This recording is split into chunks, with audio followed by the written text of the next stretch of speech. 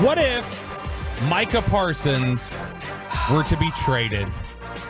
And what if... About to get us in trouble on a Friday and stir up the nest. You wouldn't even get a first-round pick for him. I'm not going to be a part of this discussion. Let's talk about it. This is just a... look, here's where this comes from. And you guys can get mad and you can get worked up about this if you're big Micah Parsons fans. I understand that. Here's the reality of this. When the Cowboys are talking about, pie, like they historically have done. 3.14?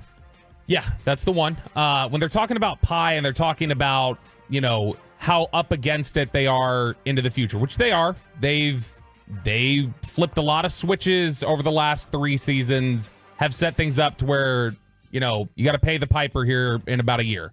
And so it's going to be... Who was the piper?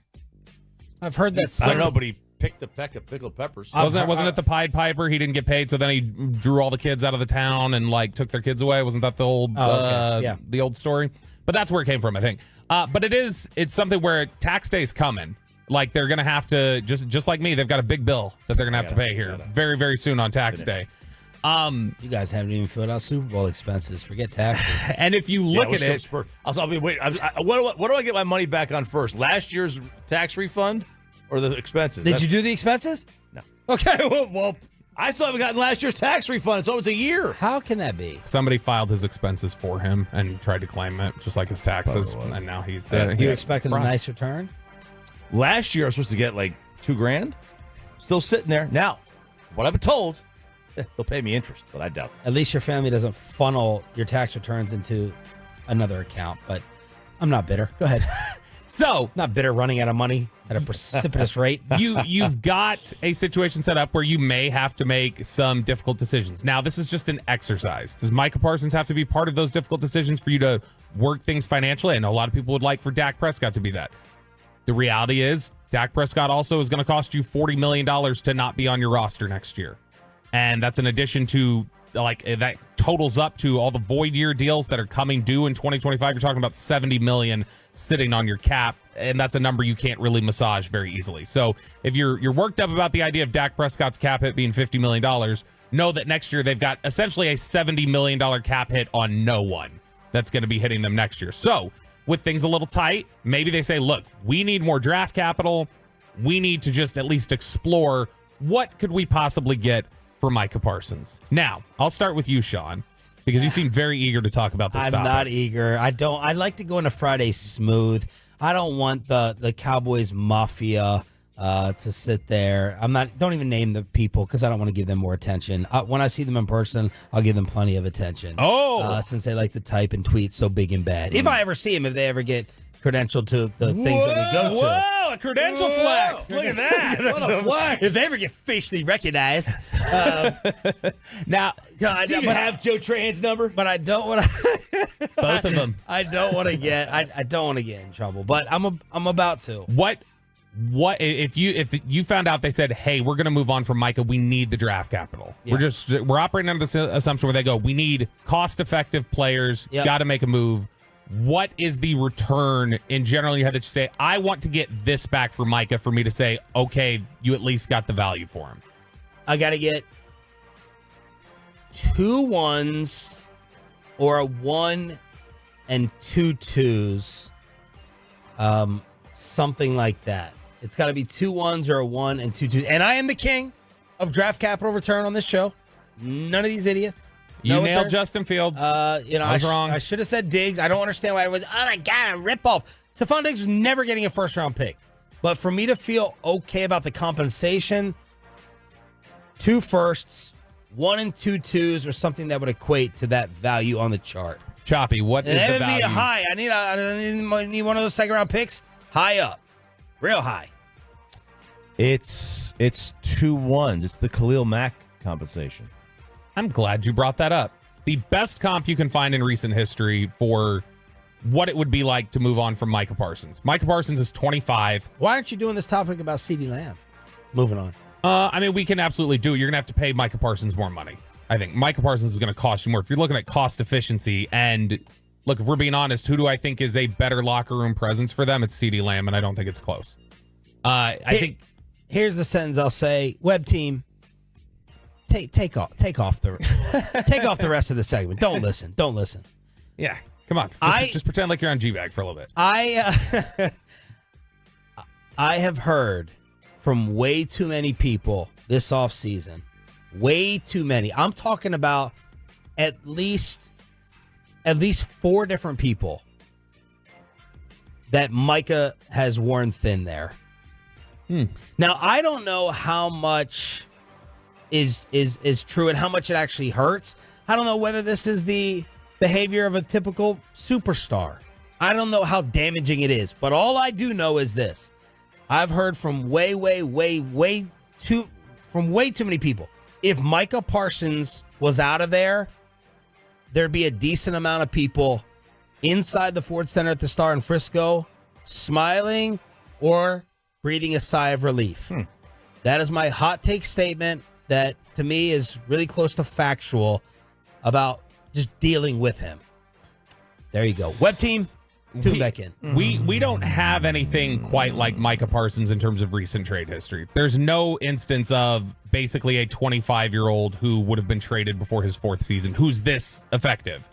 The closest comps you can find in recent history, these are some of the deals that got done. I'll start with the Khalil Mack one. When he initially got traded away from the Raiders to the Bears, he was 27, so a couple years older than Micah. This was before his 5th season. Micah's about to enter his 4th. Yeah, Micah's got 2 years of team control still. And this was also on September 1st when this trade happened because he had been holding out and the Raiders were just like, gotta work this out. So there was a little bit of like different circumstance here. But Khalil Mack was traded with a 2nd round pick and a 7th round pick, and they got 2 firsts, a 3rd, and a 6th. So essentially, you look at it as they didn't quite think Khalil Mack for 2 first-round picks was fair, so they had to like create a little bit of a like balance with the later round picks. Yeah, I got to retract a 1 and 2 twos. That's not enough. It's got to be 2 ones. 2 ones, 2 okay. ones at least. Now that's the only instance we have in recent history of a pass rusher getting 2 ones, and it was with you also had to throw in a 2nd and do some other things there. But as the fan text points out, like, you know, the Cowboys first, before they do this, they would have to slander Micah to lower his value. They are. I just delivered the message. Yeah. I just carried the water. Back in 2022, Bradley Chubb. I got Jerry that check deposited, man. Thank you. Bradley Chubb was traded when he was 26 years old in the middle of his 5th season. With a 5th round pick, and he was traded for Chase Edmonds, a 1st and a 4th rounder. So essentially it was Chubb for, a 1st and a 4th, and then the 5th round pick was a swap for Chase Edmonds, you could call it. But a 1st and a 4th for Bradley Chubb, who was a highly regarded pass rusher who was 26 years old. We just saw Brian Burns. Brian Burns is 25. And Brian Burns is about to enter his 5th season, or he's about to turn 26. He'll be 26 in a month, and he's about to enter his 6th season. And Brian Burns was traded for a 2nd and a 5th. Now, again, you were in a little bit of a different circumstance because it was he had been franchise tagged. It was a deal where you had to work out a compensation package so he could sign somewhere else. And so it's a little different than what we're talking about with Micah. But you look at some of these other ones that have gotten done. Montez Sweat was traded in the middle of his 5th season for a 2nd round pick. He ain't as good though, is he? I mean, I don't. No, he's not. But I mean, he's a highly regarded young pass rusher. Yeah, none of these guys so far is good. Khalil Mack is the closest one. And look what he got. And Brian Burns is considered a top 10 edge rusher. Like that's somebody who's close. Yeah. So wasn't Burns? Didn't they get offered 2 ones? That was a rumor out there. I don't know that because initially the only thing I know they were offered was put DJ Moore or Brian Burns in the trade package to Chicago, and they chose DJ Moore. And so I know they didn't want to give him up for that, but they ultimately get a 2nd and a 5th for Burns. I think that if you were to trade Micah, I think you'd get a 1st. But yeah, you would get a 1st. You'd get a 1st, but I'm saying I don't think 2 ones is attainable without adding in other stuff and trying to balance it. I think that you're talking about a 1st and maybe a 3rd, or a 1st and you've got a 2nd that could escalate to a 1st if he does XYZ. No, you're wrong. Would you do 2 2s and 2 3s? No, for Micah? No, absolutely not. I need a 1st round. The text brought that up. 2 No. 2s, 2 3s. Yeah, I need a 1st round pick He's for Micah. 24. Now who? Yeah. He's 24. He's got at least 8 tremendous years left. Although, he said he was going to retire sooner rather than later. And look, I there are people within the Cowboys who 100% believe him when he says he's not playing past 30. There are people who are like, no, that's legitimate. Like he's not just saying that on TV. He legitimately wants to be done playing football by the time he's 30. So again, does somebody else, do like other people around the league know that, have that understanding, and is that how they approach it? I think that if you go into rebuild mode, if you're going to say goodbye to Dak, for instance, then I think you absolutely at least start looking into trading Micah, because you're tearing things down. If you're saying goodbye to Dak, you have to trade Micah. You got to trade CD too. Probably. You don't need I should say you don't need him. You do need him, but like if you let's just say it's like the Vikings. Yeah, let's just say you could be Jefferson. Yeah, let's just say you could get 2 1s for Micah, just sake of argument. And, sure. And you probably get 2 for CD as well.